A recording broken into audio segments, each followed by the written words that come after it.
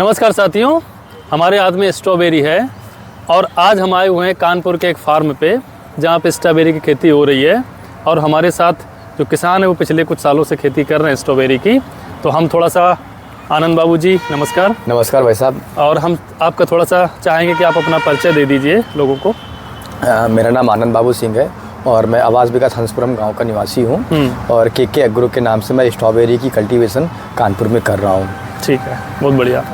तो आज हम सब जानेंगे कि स्ट्रॉबेरी की खेती कब की जाती है, इसमें लागत कितनी आती है, इसमें कितने चैलेंजेस होते हैं और इसमें इनकम कितनी होती है और इसकी मार्केट क्या है, कैसे मार्केट है। इन सब सारे चीज़ों पे, प्रश्नों पे, इन सवालों पे बात करेंगे आनंद बाबू जी से। क्योंकि बहुत सारे लोगों के वीडियोस आप देख रहे होंगे फेसबुक पे, यूट्यूब पे और तमाम मीडिया में। तो इसकी इनकम को लेकर बहुत सारे कयास लगाए जाते हैं। किसी में आता 15 लाख एकड़ से, किसी में 20 लाख, किसी में 25 लाख। तो हम चाहते हैं कि जो रियल फार्मिंग हो रही है, जो रियल इनकम है, जो रियल चैलेंजेस हैं, वो सच सामने आए और खेती किसानी का वो तरीका लोगों तक पता चले, ताकि किसान इसको अगर लगाएं तो कैसे लगाएं, क्या तरीका करें। तो आनंद बाबू जी, सबसे पहले एक बात हम आपसे जानना चाहेंगे जी। कि इसकी खेती का समय सबसे अच्छा कौन सा होता है अगर की जाए तो? इसकी खेती का समय, उचित समय इसका सितंबर से अक्टूबर होता है। कि इसकी खेती, स्ट्रॉबेरी की जो खेती होती है, इसका करने का सबसे उचित समय कौन सा होता है? इसका उचित समय 15 सितंबर से लेकर के 15 अक्टूबर तक माना जाता है। रुपाई का उचित समय होता है। और ठीक है, इसी के साथ ही इसका खेत की तैयारी आप 15 जून के समय से करना प्रारंभ कर दें। शुरुआती समय में आप ढैंचे की बुवाई कर सकते हैं। अगर ऑर्गेनिक पद्धति में आप लेना चाहें तो ढैंचे की आप बुवाई कर सकते हैं हरी खाद के रूप में, जिससे आपके खेत में उर्वरक शक्ति अधिक बढ़ जाएगी। फिर उसके बाद आप 15 अगस्त तक की एक दोहरी जुताई कर दीजिए गहरी, जिसमें आपकी खेत की मिट्टी अच्छे से पलटा खा जाए और जो भी उसमें जीवाणु, बैक्टीरिया और फंगस की जो समस्या है वो धूप लगने पर ख़त्म हो जाए। बारिश के बाद की जो समस्या निकल के आती हैं, तो ये बेसिक चीज़ें होती हैं। अच्छा, ये किस समय किया जाए? ये आपका 15 अगस्त के बाद की एक्टिविटी होती है। तब ये कर लें। खेती की जब तैयारी करें। खेती की जब आप तैयारी करें। ठीक है, तो खेती की जब तैयारी कर लें, फिर बात आती है खेती की तैयारी के बाद कि हमें स्ट्रॉबेरी का अगर खेती करनी है तो इसका पौध कहाँ से लाएं, क्या लगता है, कैसे लगता है, ये थोड़ा सा बताएं। इसकी बेसिकली पौध अपनी सबसे उचित मानी जाती है महाबलेश्वर की। बाकी अन्य स्थानों में पौध जो भी देते हैं वो एक प्रकार का भ्रामक पौधा होता है।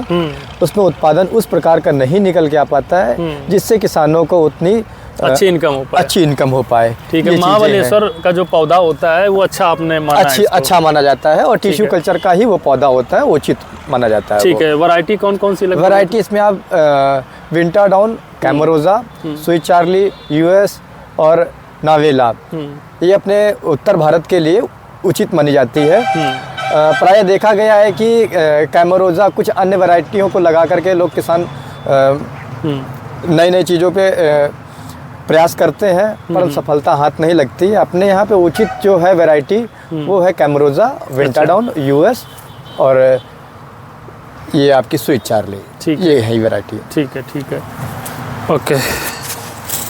ये हाँ, तो ये बात हो गई वैरायटी की और कहाँ से मिलती है। जी। अब इसको जब लेते हैं तो क्या तरीका रहता है और पौध इसकी कितने की आती है? मतलब इसका जो पौधा आता है या कुछ जो भी आता है उसका क्या प्राइस जाता होगा लगभग, अगर 1 एकड़ की बात हम करें? अगर 1 एकड़ की बात करते हैं तो मिनिमम 25,000 पौधे 1 एकड़ पे अपने लग जाते हैं। ठीक है।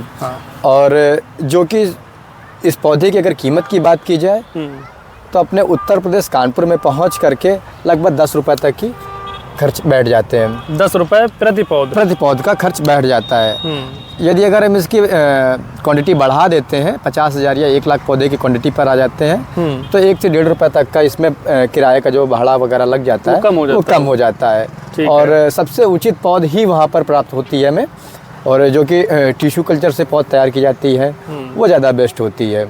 अन्य जो वेयर रूट इसके कहे जाते हैं या मिलते हैं या अन्य जगह पर भी जो प्राप्त हो जाते हैं किसानों को, वो कुछ पल के लिए उत्पादन तो होता है परंतु बाजार में टिकने योग्य वो फल नहीं होते हैं। बाजार में उसे स्थान नहीं मिलता है, जिससे किसानों को बड़ी समस्या निकल के आती है। ठीक है, तो ये पौध चयन के समय पर आप बड़ी सावधानी बरतें। आप शुरुआती समय पर कम पौधों को लगा कर अपना अनुभव लें।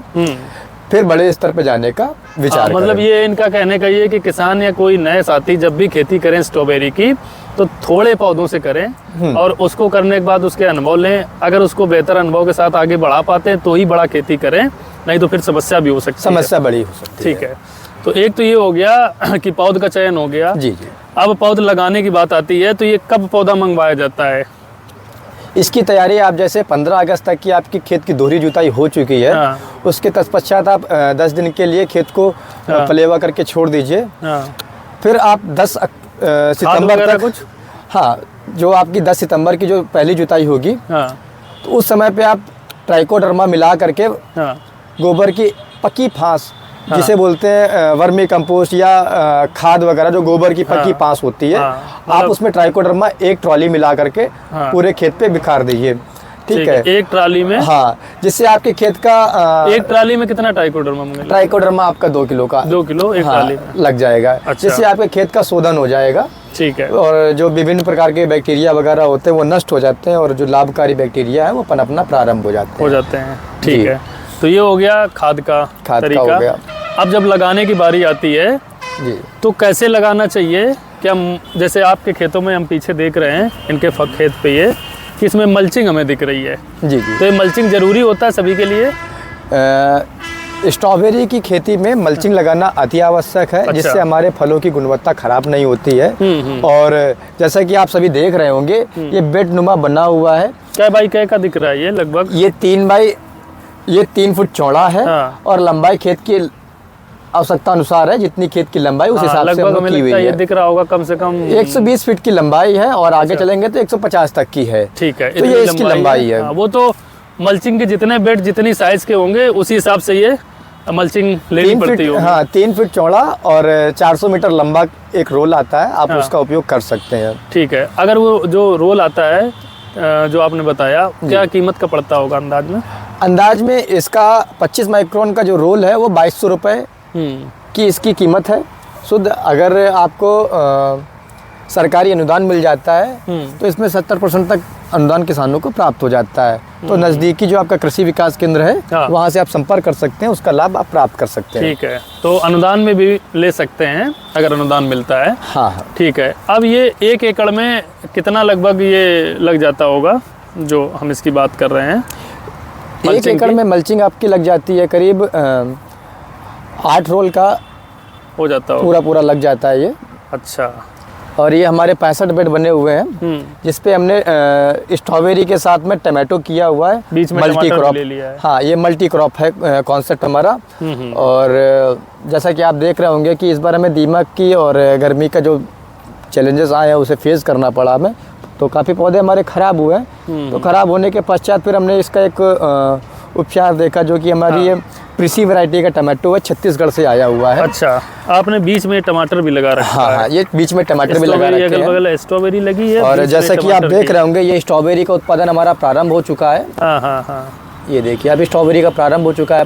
हाँ हाँ। और अब टमाटो की बढ़वार भी आ रहे हैं, टमाटो में भी फ्लावर निकलना शुरू हो चुके हैं। ठीक बात है। तो एक तो ये चीज़ हो गई। अब आगे बात करते हैं कि पौध से पौध कितनी दूरी आप रखते होंगे? पौध से पौध की दूरी आप जी। तो अब बात करेंगे हम कि पौध की आपने दूरी बचाई, कितनी बताई दूरी इसकी? 10 इंच की दूरी हमने 10 लगाई इंच की है। दूरी पे आपने लगाया हुआ है। और 13 लाइन पे हमारा पौध लगा हुआ अच्छा, था। 3 लाइनें की हैं एक बेड में, 1 2 3 लाइनें। 3 लाइनों पे किया हुआ था मल्टी क्रॉप। ठीक है, लगाने के बाद पानी कब कब देना पड़ता है इसको? पौध लगाने के तुरंत बाद अगर आपके पास ड्रिप इरिगेशन है तो आप ड्रिप के द्वारा और स्प्रिंकलर के माध्यम से आप सिंचाई इसकी कर सकते हैं। यदि आपके पास ड्रिप का माध्यम नहीं है तो फ्लड इरिगेशन का भी ऑप्शन बहुत ज़रूरी है। अच्छा, तो फ्लड इरिगेशन जो है वो सबसे आखिरी का रखा जाएगा। बाकी ड्रिप और स्प्रिंकलर मुझे लगता है ज़्यादा बेहतर होगा। ज़्यादा बेहतर होता है। ठीक है, क्योंकि थोड़ा शुरुआती दिनों में थोड़े कम पानी और टेम्परेचर को मेंटेन करने के लिए उस समय में क्या होता है, 35 से 38 के बीच में हमारा तापमान होता है सितंबर के महीने में। कभी कभी 45 डिग्री तक या 40 डिग्री तक भी चला जाता है दिन के समय में। अच्छा, तो दिन के समय में तापमान को नियंत्रण करने के लिए आप स्प्रिंकलर का उपयोग बहुत ज़रूरी होता है, ये आप ज़रूर करें। ठीक है, यही हमारी सलाह होगी आप। ठीक है, तो एक तो ये हो गया। अब इसके बाद अगर हम बात करते हैं कि इसमें मतलब इसमें फल कब से आना शुरू होते हैं? पौध रुपाई के जैसे हमने पौध की रुपाई 15 सितंबर को करी। विंटरडॉन की वैरायटी 15 सितंबर तक हो जानी चाहिए। 15 से आपकी शुरुआती अक्टूबर के पहले हफ्ते तक आपका रुपाई का कार्य कंप्लीट हो जाना चाहिए। तो ये आपका शुरुआती सितंबर आपकी पौध की रुपाई का कार्यक्रम कंप्लीट हो जाएगा। उसके तत्पश्चात 45 दिनों में इसमें फ्लावर निकलना शुरू हो जाते हैं। अच्छा। और फ्लावर निकलने के 15 दिन बाद इसमें फल का आकार पूरा सेट हो जाता है। सेट हो जाता है, जो कि आप देख रहे होंगे 45 दिन में हमारा रेडी हो गया था और 60 दिन में काफ़ी समय में ये पूरा पक करके तैयार हो गया। ठीक है, अब बात करते हैं ये कि इसका जो उत्पादन है 1 एकड़ में लगभग कितना उत्पादन जाता होगा, कुछ एक अंदाजा? इसका 1 एकड़ पे लगभग उत्पादन अगर सही रखरखाव और सही देखभाल की जाए तो लगभग कम से कम आपका 3.5 टन के आसपास निकलता है। और अधिकतम अगर कर लेते हैं, अगर सही देख रेख होती तो आपका 4 से 5 टन का माल मिनिमम निकल के आता है। और इसका उत्पादन एक बार पे नहीं निकलता है, आपकी हर प्रतिदिन की तुड़ाई पे ये फल निकल के आते हैं। अच्छा, प्रतिदिन तोड़ना पड़ता है? प्रतिदिन आपकी तुड़ाई करनी पड़ती है। जब पकने लगता है फल तो फिर रेगुलर तुड़ाई होती रहती है। ठीक है, तो ये तो लगभग आपने बताया कि इतना उत्पादन आता होगा जी। अब आते हैं मार्केट पे कि इसको मार्केट का जो रेट है जी, तो वो कितना रहता होगा एक अंदाज से? देखिए, इसके होलसेल भाव अपनी अलग है। और जो इसका डायरेक्ट कस्टमर को अगर आप देते हैं तो उसके भाव अपने अलग हैं। तो जो हमारे किसान भाई हैं शहर से अपने दूर जुड़े हुए हैं, दूर किसानों के लिए समस्या है इसके भाव को उचित मिलना। अच्छा, वो निर्भर होते हैं आड़ती और व्यापारियों के ऊपर। फिर भी वो कितना लगभग थोक में लेते होंगे? थोक में उनको करीब डेली का 100 डब्बे या 50 डब्बे उनको चाहिए होते हैं। उस हिसाब से उनको अच्छे दाम मिल जाते हैं। तो अभी प्रेजेंट टाइम पर 450 रुपए का 2 किलो का डब्बा हमारा जा रहा है। ये खुदरा बाजार के भाव हो गए। परंतु हम डायरेक्ट कस्टमर को दे रहे हैं तो यही भाव हमारे जस्ट डबल हो जाते हैं। ये हमारा आ जाता है करीब 800, 850 या 900 रुपए का प्रति बॉक्स। तो ये निर्भर करता है कि आपकी बाजार में पकड़ कितनी 1 किलो 2 किलो का जो बॉक्स होता है वो आपका 800 से 900 के बीच में आ जाता है, अगर हम डायरेक्ट दे पाते हैं। अगर डायरेक्ट हम कस्टमर को दे रहे हैं। ये बड़ा चैलेंज, ये बहुत बड़ी एक चैलेंज की बात आ जाती है। एक आदमी को दे पाना बड़ा मुश्किल काम होता है, बड़ी मुश्किल बात। आप शुरुआती दिनों में आप पहले दिन से ये कस्टमर नहीं ला सकते, वो खेती से निकाल के माल हो गया, अब एक को 2-2 किलो देना असंभव हो जाता है। तो उसका ऑप्शन यही होता है कि आप नजदीकी जो आपका बाजार है, आप बाजार में एक आड़ती को अगर देख लेते हैं तो आपसे कुछ परसेंटेज के हिसाब से वो आपके फलों की बिक्री करते रहते हैं। अच्छा, अब ये आपसे थोड़ा ये जानना चाहेंगे कि आपका जो अनुभव रहा बाजार को लेकर, क्या रियल में चैलेंजेस होता है उत्पादन के साथ? उस उत्पादन के साथ साथ तो बाजार की सबसे बड़ी आपको एक चुनौती ये आएगी कि बाजार में सही समय पे फल को पहुंचाना और सही समय पे फल की बिक्री को हो जाना। तो सही समय पे पहुंचाने का समय ये है कि आपने शाम के समय पे तुड़ाई करी, 3 से 5 बजे के बीच में तुड़ाई करके आपने पैकिंग कर दिया। पैकिंग करने के साथ ही आपने रात में बाजार में पहुंचाने का काम किया और सुबह आपका 8, साढ़े 8 या 9 बजे या 10 बजे तक हर हाल में फल आपका बिक जाना चाहिए। ये आपकी प्रक्रिया हो गई। बाजार की जिम्मेदारी तो सामने वाले की है, लेकिन सही समय पे पहुंच जाना। अब हमने सुबह तुड़ाई कर रहे हैं, 9-10 बजे तक हमारी तुड़ाई होकर के पैकिंग हो पा रही है। अब 11-12 बजे तक हम बाजार जा रहे हैं तो बिक्री नहीं हो पाती है। ये भी एक बहुत बड़ा चैलेंज है। तो किसानों को उसको उचित दाम नहीं मिल पाते हैं, फिर वो औने पौने दामों में किसान को बाजार में बेच के आना पड़ता है और बिचौलिए इसका लाभ उठाते हैं। ठीक है, ये एक सबसे बड़ी समस्या है। अब शहर से अगर जुड़े किसान हैं उनको थोड़ा कम दिक्कत होती है। उनका एक अनुभव ये रहता है, ये बाजार कैश क्रॉप है।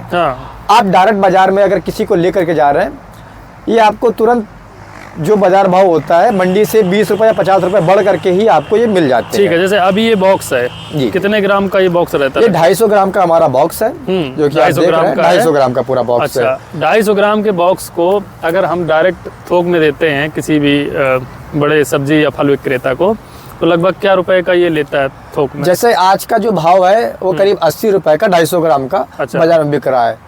तो किसान से वो 40 या 45 रुपए तक के भाव में वो प्रति डब्बे के भाव से वो खरीद लेते हैं 40 से 45 में। 40 से 45 रुपए में। अच्छा। ये थोक का हो गया।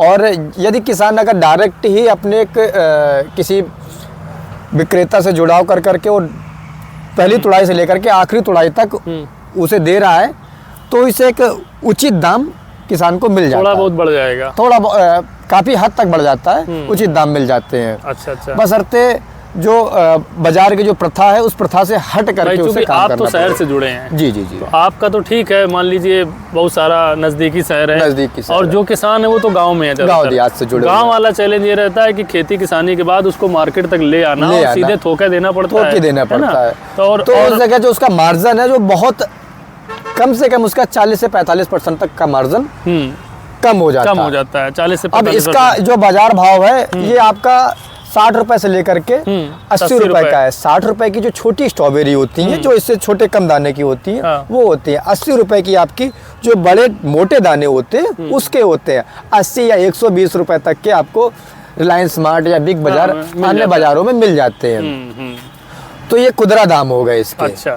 तो ये सबसे बड़ी चुनौती आती है दाम का निर्धारण करना। ठीक है, एक तो ये दाम का निर्धारण वाला होगा। दूसरा, जब किसान लाते हैं जी। तो अगर वो माल अपना लाते हैं ज़्यादा मात्रा में, तो क्या एक व्यापारी के यहाँ, एक सब्जी वाले फल वाले के यहाँ माल सप्लाई हो जाता है या कई जगह जाना पड़ता है? ये भी एक बड़ा पार्ट है। अभी तो हमारे पास सप्लाई चेन बनी हुई है। ये समस्या हमें शुरुआती दिनों में आज से करीब 4 साल 5 साल पहले हुई आई थी। जो लोग देख रहे हैं, जी, जो जी। कुछ नए किसान भी होंगे जो करना चाहते होंगे और या कुछ कर रहे होंगे, जी, जी। उनके लिए वीडियो हमें लगता है अधिक उपयोगी रहेगा कि जो लोग नई खेती करने जा रहे हैं वो जब करेंगे तो उनके लिए मार्केट का जो चैलेंज है कि भाई ज़्यादा माल ले गए तो वो कहाँ कहाँ देंगे, कितने लोग उसको ले पाएंगे कि नहीं ले पाएंगे। कई बार ऐसा भी होता होगा कि उसने कहा भाई हमें इतने बॉक्स की ज़रूरत है, बाकी अपना कहीं और देखो, तो वो भी एक पार्ट हाँ, ये सबसे बड़ा मुद्दा रहता है। हाँ। जैसे ही आपने बाजार में एक करीब 1 से 2 कुंटल के आसपास आप स्ट्रॉबेरी लेकर के बाजार में अचानक से पहुंचे, हाँ। तो जो बाजार का मौजूदा भाव है हाँ। उस भाव के वो भाव आपको नहीं मिल पाएगा। उसके बशर्ते आपको आधा ही भाव दिया जाएगा। आधा भाव दिया जाएगा। कारण ये होगा क्योंकि ये बहुत ही इसकी कम सेल्फ लाइफ होती है। सेल्फ लाइफ कम होती है, तो उनको भी पता होगा कि किसान को देना है, मजबूरी है, नहीं देगा वापस ले जाएगा तो उसकी खत्म हो जाएगी, स्ट्रॉबेरी खराब हो जाएगी। समझ गए। तो सप्लाई चेन का कारण ये होता है। हाँ। अब जैसे कि हमारे यहाँ शुरुआती दिनों में हमें समस्या ये आई थी, बहुत सारी 1.5 से 2 कुंटल की स्ट्रॉबेरी एक साथ ही लेकर के पहुंचे बाजार में। हाँ। तो हमें व्यापारियों ने 4 से 5 व्यापारियों ने अलग अलग दामों के आधे दाम बोले। अब बाजार में उसका मौजूदा भाव 550 रुपए चल रहा था, बशर्ते हमें उसका रेट कोट किया गया 350 रुपए। अच्छा, 2 किलो हमारे पास समय कम था, काम ज्यादा था और दबाव अधिक था। दबाव हमारे पास खेत का था, खेत के अन्य काम थे। हाँ, हमारे पीछे कई सारी जिम्मेदारियां होती हैं। किसानों के पास रहते हैं, किसानों के पास जिम्मेदारियां अधिक होती हैं। वो जिम्मेदारियों के प्रभाव में आकर के उसने अपने मौजूदा समय को बचाते हुए वो 350 रुपए के दाम पे उसको दे दिए। यदि आपने पहले दिन ही उसको 350 रुपए के दाम से आपने दे दिया, फिर वो दोबारा में आपको 50 रुपए या 100 रुपए कम ही दाम पे देगा, क्योंकि आपसे यही बोलेगा कि आपने 350 रुपए के पहले भी हमें दे चुके हैं, हम आपसे इसी भाव में लेते रहेंगे बाजार। समझ गया। और वो आपसे 100, 200, 500 जितने भी आपके पास उत्पादन निकल के आएगा वो आपसे परचेस करता रहेगा। तो इसी जगह पर आपका 50% मार्जिन चला जाएगा। समझ गया। किसान मेहनत करता है, बिचौलिए इसका लाभ उठाते हैं। हाँ, मतलब इनके कहने का मतलब है कि जब भी स्ट्रॉबेरी खेती कोई करे, कोई भी किसान नया, तो मार्केट का पूरा सिनेरियो, सारी जानकारी उसको आनी चाहिए और शुरुआत में कम उत्पादन करे, ताकि थोड़ा माल होगा तो ज़्यादा आसानी होगी मार्केट बनाने में और सब कुछ समझने में। ज़्यादा माल लेके चला जाएगा तो वहीं पर समस्या खड़ी हो जाएगी, है ना? समस्या वहीं पर खड़ी हो जाती है। अच्छा, तो एक तो ये हो गया मार्केट का चैलेंज। तो उत्पादन का जो आपने बताया कि उत्पादन, अच्छा ठीक है, अभी मार्केट की बात चूंकि कर रहे हैं तो मार्केट कर रहे हैं, तो ये मार्केट के चैलेंज हो गए। ये डिब्बे किसान को खुद लेने पड़ते हैं, पैकिंग ऐसे करके देनी पड़ती है या खुला भी करके दे सकते हैं? किसान भाई ये पैकिंग आप स्वयं कर सकते कैसे हैं। लेते हैं? मतलब खुला में भी ले सकते हैं या पैकिंग है? आपसे व्यापारी बॉक्स में पूरा कंप्लीट बॉक्स आता है, उसी में ही आपसे वो परचेस करेंगे। खुले में नहीं लेते? खुले में आपसे फल नहीं लेंगे। कारण ये है कि जितना भी खुला फल होगा दब जाएगा, ये दब जाता है। अगर ये कैरेट पे आप लेके जा रहे हैं, आप नए नवेले किसान हैं, आपने 20 किलो या 25 किलो की कैरेट में फल भर दिए और फल खेत से लेकर के यदि आप बाजार तक भी जा रहे हैं तो ये फल चूने लगते हैं, खराब हो जाते हैं। एक प्रकार से आप समझ लीजिए एक रसगुल्ले की प्रथा। अच्छा, बिल्कुल ये रसगुल्ले की तरह चूने लगते हैं, बहुत ही नरम, बहुत ही मुलायम फल होते हैं। ठीक है। तो इसके लिए आप 250 ग्राम के ये बॉक्सेस क्या रेट में आता होगा? पैक करने पड़ते हैं। इस बॉक्स का जब अगर बल्क में खरीदते हैं तो आपको ₹2.35 के आसपास पड़ जाता है। और ट्रांसपोर्ट लगा के ₹3 या ₹3 तो बहुत अधिक हो जाता है। ₹2.70 या ₹2.75 के आसपास का ये कॉस्ट पड़ जाता है। मान के चलो। हाँ, ₹2.5 से ₹3 का। अगर दूरी बढ़ती जाती है तो उसकी कीमत बढ़ती चली जाती है। ठीक है, तो ये उसी हिसाब से बड़ी समस्या ₹2.5 से ₹3 के हिसाब से एक बॉक्स लाना है और फिर पैक करके फिर किसान को मार्केट एट ए टाइम उसी दिन पहुंचाना है, उसी समय पे पहुंचाना है। और टाइमिंग जो पहुंचाने तापमान का भी प्रभाव पड़ता है। अच्छा, जैसे आपने शाम के समय पे संध्या काल में आपने तुड़ाई करी तो रात्रि में ही आप इसे बाजार में पहुंचाने का प्रयास करें।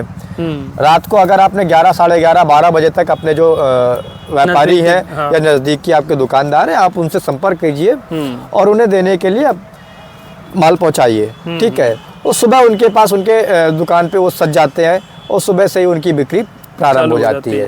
तो जल्दी 11-12 बजे सुबह, हाँ, या तो शाम को ही रात तक पहुंचा दें, रात तक बाजार पहुंचा दें आप। ठीक है, तो ये तो बाजार की गणित हो गई। जी जी। दूसरा हमारी बात हो गई कि इसको कौन सा पौधा लगाया जाए, क्या समय हो, क्या तरीका है इसमें, खाद पानी का जो भी है। अब इसमें सबसे बड़ी चीज़ है कि जो उत्पादन करते हैं उसका चैलेंज आप बताइए कि कौन से रोग लग सकते हैं इसमें, क्या इसमें देख रेख करनी है, क्या पाले की वजह से दिक्कत हो सकती है, टेम्परेचर की वजह से? टेम्परेचर का सबसे अधिक प्रभाव पड़ता है। अच्छा, टेम्परेचर के साथ साथ इसमें क्या टेम्परेचर इसके लिए बेहतर होता है? इसका बेहतर टेम्परेचर होता है मिनिमम आपका 18 या 15, अधिकतम आपका 35। इससे अधिक नहीं जाना चाहिए। 35 से 38 के आसपास में आ जाता है तो उसमें आप अब देख रहे हैं कि ये हमारा टमाटर लगा हुआ है। अब ये मार्च की हमारी तैयारी चल रही है। ठीक है, क्योंकि हमारी पौध भी लेट लगी थी, 10 दिन का इसमें समय लग गया था। तो टेम्परेचर को मेंटेन करने के लिए हमने इसमें टमाटर में इंटरक्रॉप की हुई है। टमाटर की हाइट हमारी जाएगी करीब 4 से 5 फीट की हाइट, और पौधा हमारा 1 से 1.5 फीट की हाइट पे बना रहेगा। ठीक है, तो छाया में इसमें हमारा 35 से 38 के बीच में तापमान मेंटेन रखेगा, इससे अधिक नहीं जाएगा। जब हमारा मार्च के समय में या अप्रैल के शुरुआती दिनों में 35 प्लस चला जाता है और कभी कभी दोपहर में 40-41 तक भी पहुंच जाता है। चल जाता होगा। स्ट्रॉबेरी कब तक आपकी टूटती रहेगी, कितने समय तक? पिछले साल का हमारा अनुभव रहा है 18 मार्च से लेकर के 10 अप्रैल तक की हमारी तुड़ाई मिलती रही है। हाँ, कम हो गई थी। और सबसे अधिक हमारा उत्पादन फरवरी के महीने में निकल के आया। जनवरी के महीने में आपकी पहली या दूसरी या तीसरी या चौथी तुड़ाई निकल के आई थी। ये हमारी जो यूएस वैरायटी है उसकी है। और यही अगर बात करें विंटर डाउन या कैमोरोजा की, तो ये अर्ली वैरायटियां हैं। ये नवंबर दिसंबर में ही आरंभ हो जाती हैं, जो कि अच्छे भाव मिल जाते हैं इसके। तो बाजार में इसके फलों का आकार का भी बड़ा प्रभाव पड़ता है। जैसा कि आप देख रहे होंगे, नुकीली और चोंच वाली स्ट्रॉबेरी इसे ज़्यादा पसंद किया जाता है। बेकरी के हमारे और जो फूड सेलर है उनको अधिक ये डिमांड होती है। अब जैसा कि आप बाजार में देख रहे होंगे, हरियाणा की जो स्ट्रॉबेरी आ रही है, टेढ़ी मेढ़ी और ये बकटेली और बड़ी मोटी स्ट्रॉबेरी होती है, अंदर से बड़ी मुलायम, और कई बार तो खोखली या कीड़े भी निकल के आ जाते हैं। तो ये बड़ी समस्या निकल के आती है। हमारे जो केक बनाने वाले हैं या उन्होंने हमें शिकायत बताई कि भैया इसमें तो बड़ी समस्या निकल के आती है, कई बार वो गल जाते हैं फल। अच्छा। तो उसके लिए आकार का बड़ा प्रभाव होता है। आकार, वैरायटी, क्वालिटी ये सभी मार्केट में रहता है, जरूरी भी रहता है।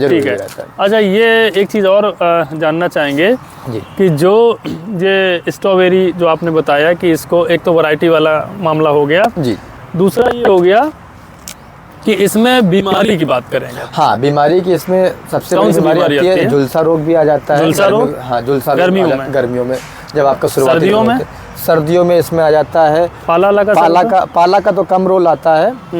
सबसे अधिक इसमें आ जाता है गलन का रूट स्टॉक का फिर आ जाता है। रूट से गलन होती है। रूट से गलन आती है और पौधा अचानक से वो चलता फिरता हुआ पौधा सूख जाता है। तो हाँ, तो इसमें फंगस की बड़ी समस्या आ जाती है। इसके लिए आप टाटा का जो फंगीसाइड आता है वो यूज कर सकते हैं, M45 और रेडोमिल।